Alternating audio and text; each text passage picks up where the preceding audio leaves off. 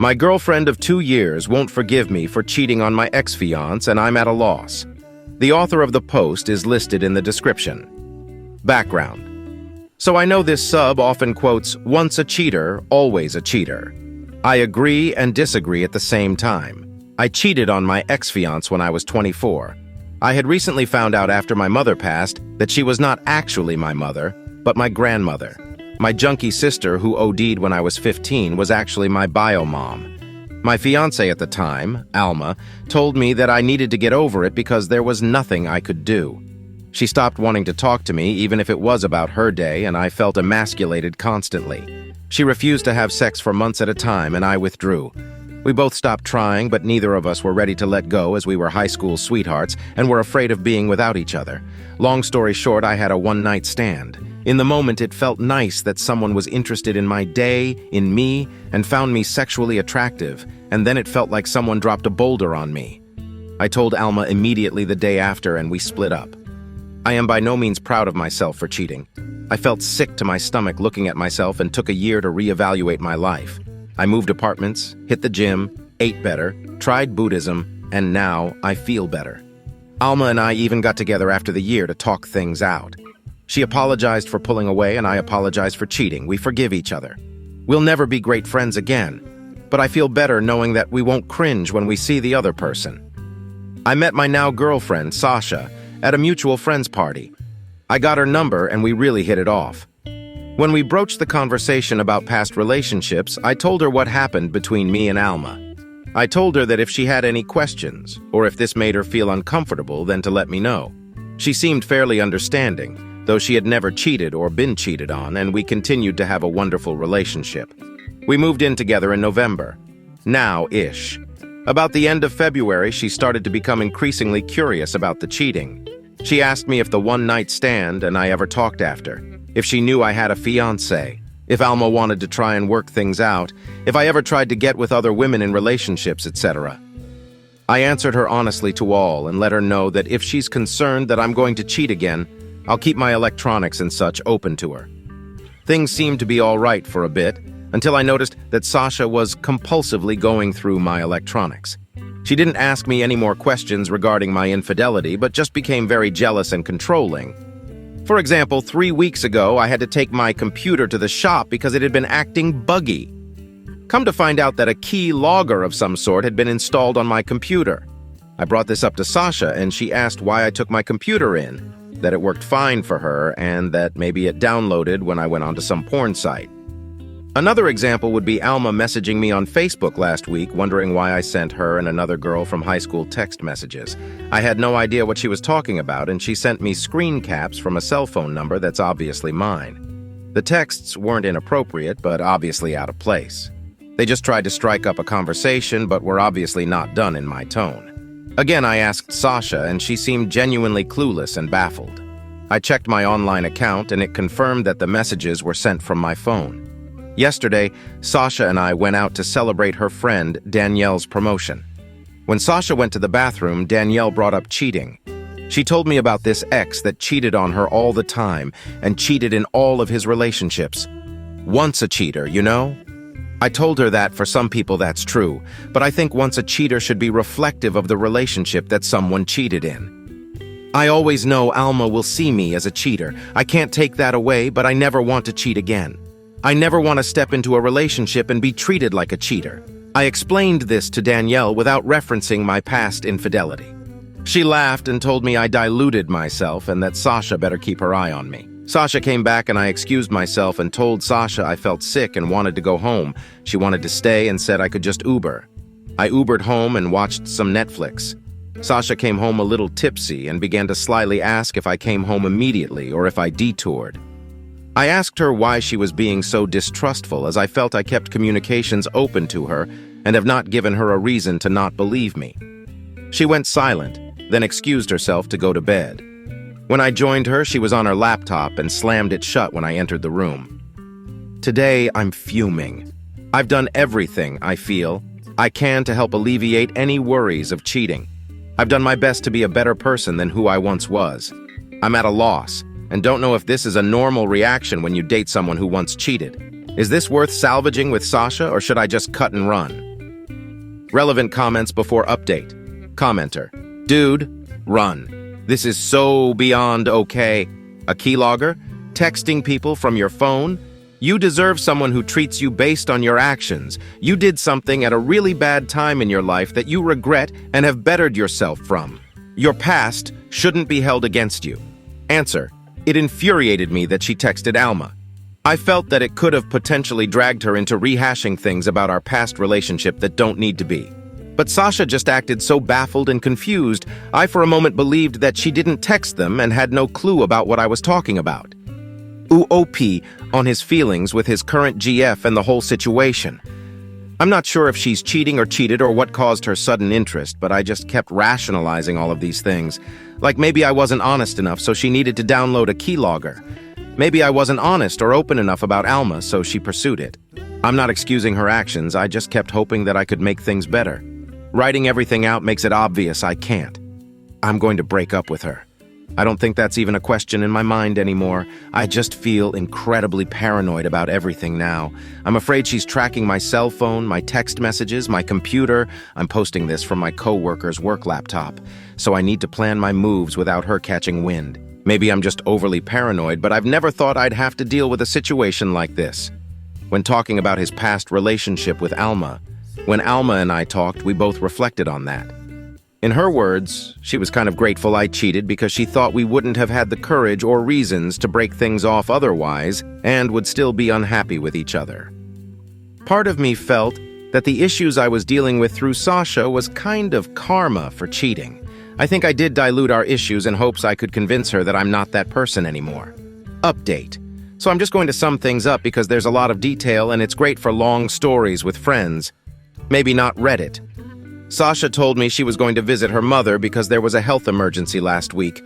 I took her to the airport and immediately moved all essentials out of my place to a storage locker not far from it. I had my computer and phone scrubbed of key loggers and trackers. There were several on each. A good friend of mine offered me his spare room until a month is up, as I had to leave a 30-day written notice for Sasha in the apartment. I decided it would be best to wait until she got home, to let her know we broke up to not distract from her family.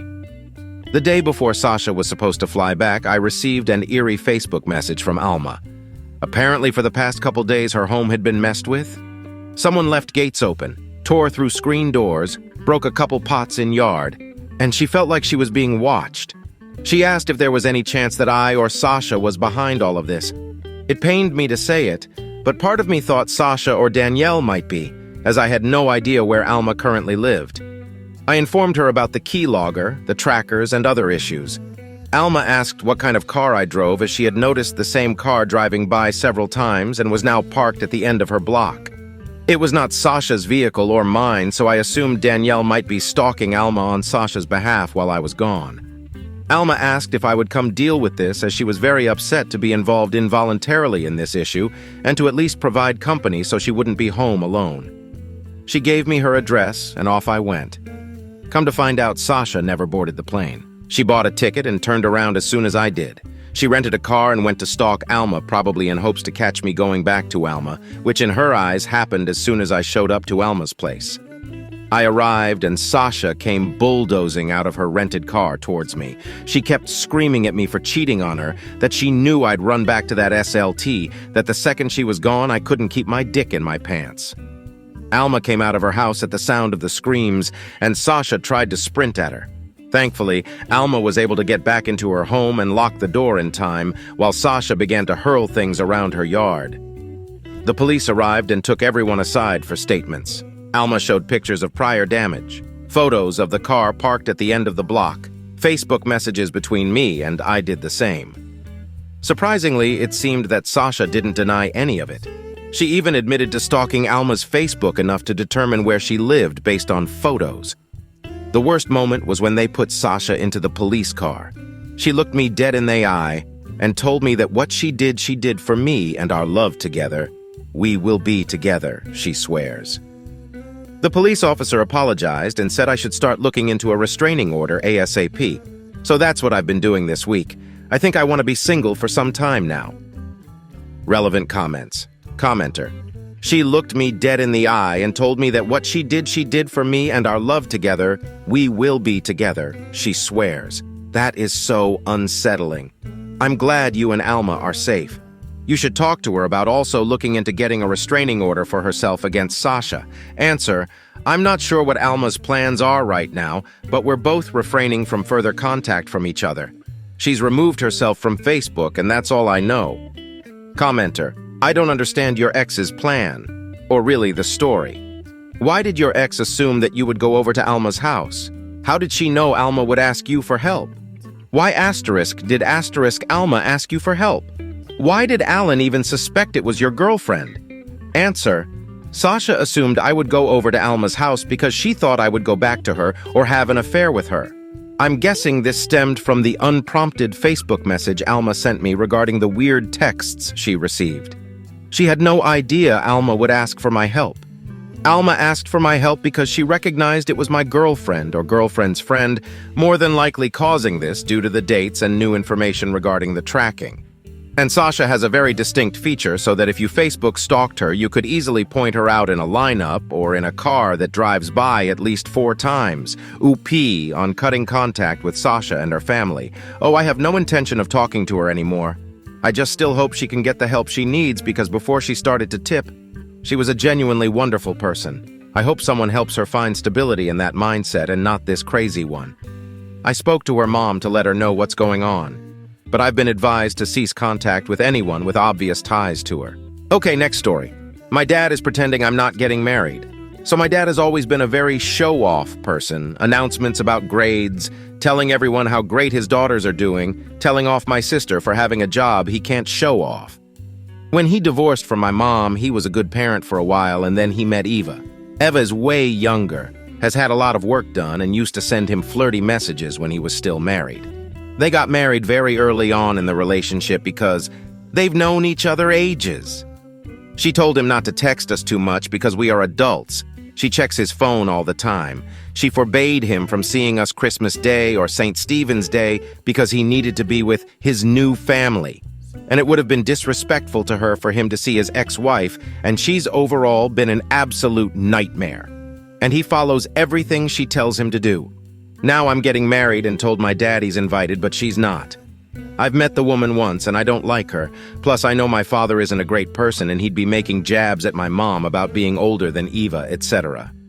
To make it fair, my mom's boyfriend is also not invited, although he's a sweetheart.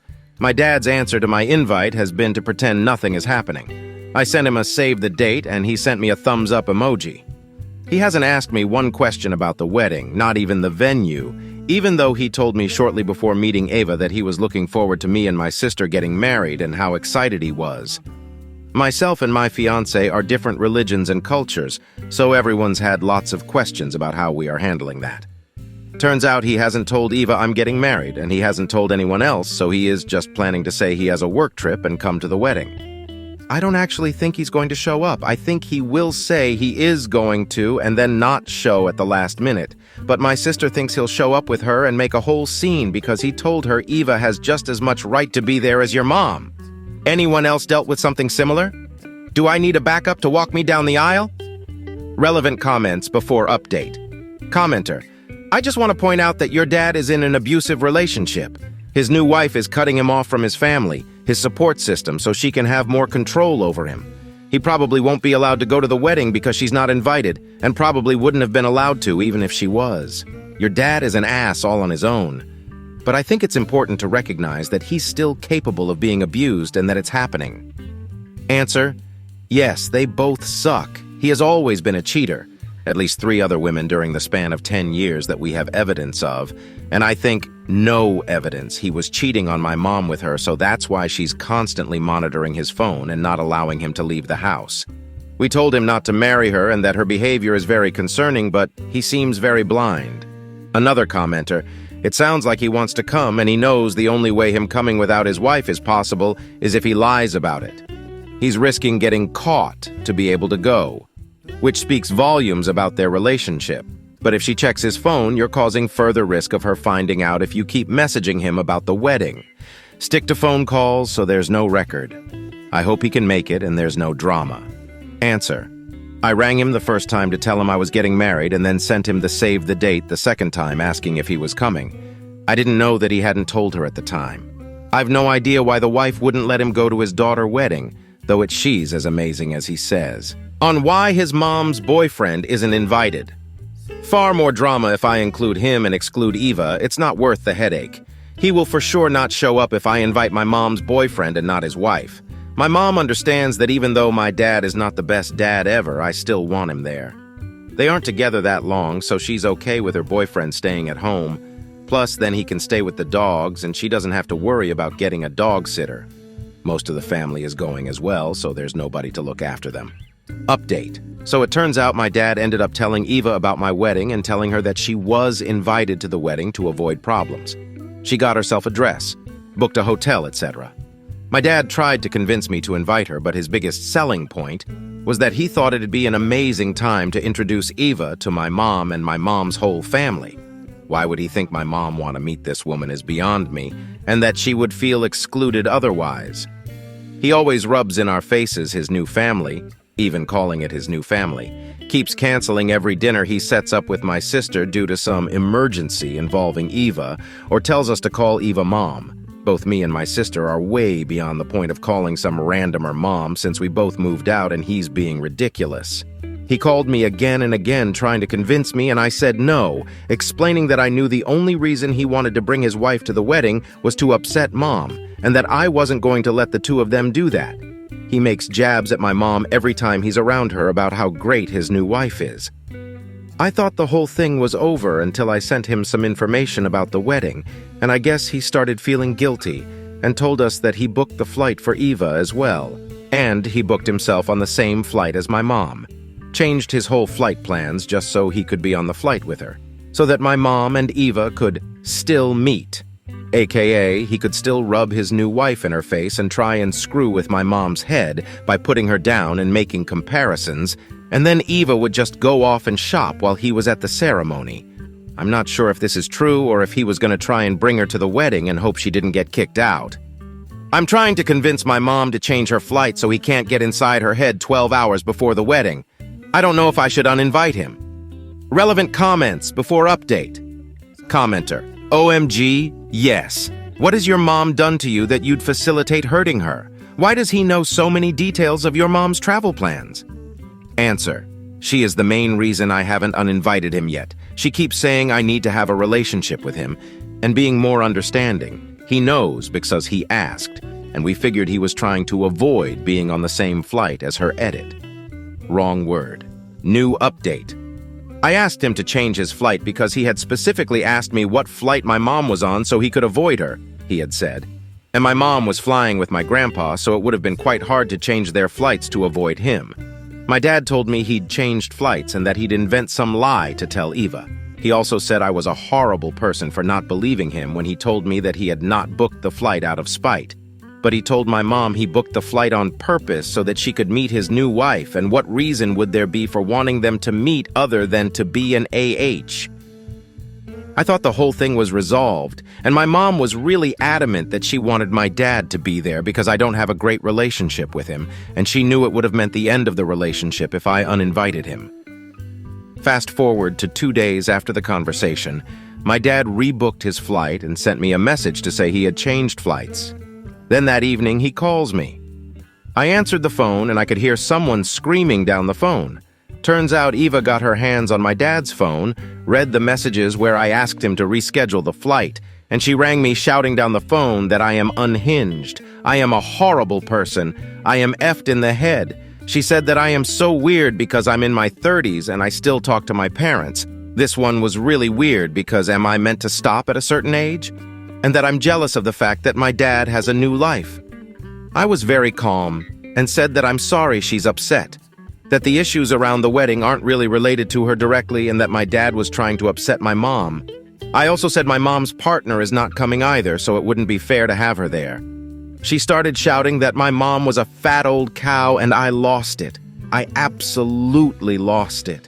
In this whole thing, my mom has said nothing bad about Eva. I told her I never had any issue with her until now, but that she's a crazy bitch who is super controlling and that I was so glad I never invited her. Then I hung up because by that stage it had been 2 minutes of her shouting at me, and I didn't feel like there was any point in talking any longer. The whole time this was going on, my dad was in the background saying feebly, "Oh no, don't be mad at her," while she was shouting down the phone at me.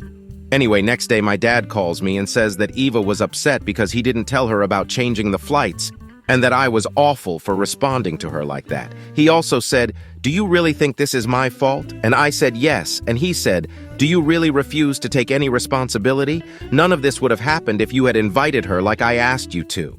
And I said, "Does he actually think he has any say in my wedding when he didn't even ask me what type of ceremony I had? Never asked to see my dress or get involved in any way, monetary or otherwise?" He asked me if he was still invited, and I said obviously not. He then told me to be careful what I wrote in my messages to him because she was monitoring his phone, and I said I'm not speaking to him again, so that won't be a problem. The wedding was good, my mom walked me down the aisle, and there was nobody there to cause drama, so in the end it all worked out for the best. The whole thing was just a lot more dramatic than I originally thought it would be. We thought he might end up not coming because he was too entangled in his lies, but for sure did not expect the call I got. And it was very close to the wedding when all the drama happened. How do you like these stories? Write your opinion in the comments. Let's get 1,000 subscribers on this channel. Love you.